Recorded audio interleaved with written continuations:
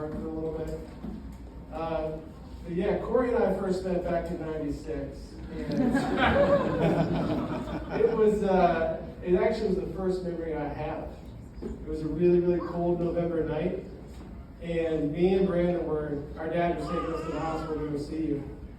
And for about 45 minutes, he let us believe that we actually could pick your name. So, I don't know, Brandon, if you even remember what we chose. We were really big fans of Thomas the Tank back then. Obviously, we were going to call you Thomas because we wanted to be Thomas. For a very short period of time, we were going to call you Percy. I had no idea that was short for Percival. So your name would have been Percival. But no, I remember being in the hospital. I remember what I was wearing. And I remember when Dad picked me up, and I got to see you for the first time ever. And I'll never forget it, man. You were just sleeping like a baby. But then, very shortly after that, so we had au pairs growing up. So we had living babysitters from Sweden that were, they would take care of us for a little bit. And there was one in particular who, she took us outside one day. You had to be maybe, I don't know, 6 months old. And we were just on the grass, and I just remember seeing, this is a core memory for me. I remember seeing the look of just pure joy on your face, like a baby smile that I have never seen since. The picture is actually out on the stairs if anyone wants to see it later. She drew it, and it just stuck in my mind. Core memory. But that'll make sense in a minute. I'll come back to it. So what I do want to talk about are the things that I would say I'm most proud of for you being my little brother, man. The things that I never really got a chance to really, I think, make clear to you. But I would say there's probably less than 5 people in this room that are bigger baseball fans than me. But Corey actually played baseball before I did. And I'll never forget, he had the guts to get up there and stand in the box and hit. And I would just go to your games and watch you. And I would literally, when you got hit, I got hit. When you got a hit, I got a hit. And I felt so just proud to be your brother, and I just felt so inspired by you that eventually I got into it, but that was later.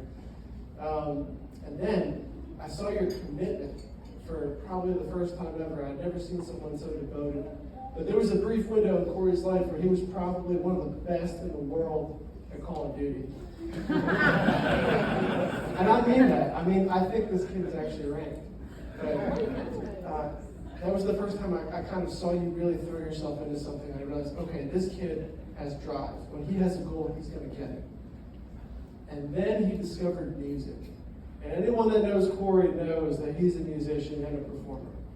And watching you grow into that, I think they say it takes 10,000 hours to become a master, a true master at something. And I'm 100% sure this kid was a master at the guitar before he could drive. But just watching you grow into that and become who you are, and seeing your ability to get up on stage and perform. This guy performs at church, he performs in front of hundreds of people. I can't even do karaoke. But, and seeing you find your faith through that too, it's just been so inspiring as a little brother. And then his career too. Corey, anyone who knows Corey knows he used to live in Nutley, and he would commute. He worked in the film industry, he still works in the film industry. He would commute all the way to Brooklyn, sometimes 2 hours one way, 2 hours back, just to make sure people got paid. Because if Corey didn't do his job, people wouldn't get paid.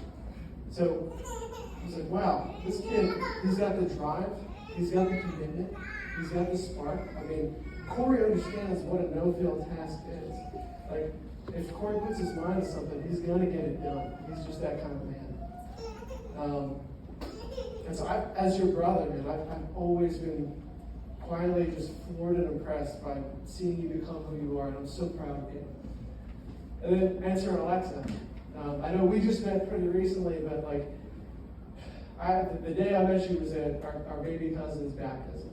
And I hadn't met you before that, but when I saw you two together, and I saw the way that my brother was looking at you, I saw that smile that I haven't seen in 30 years. I mean that. Like, I mean, he has teeth now, so it's like,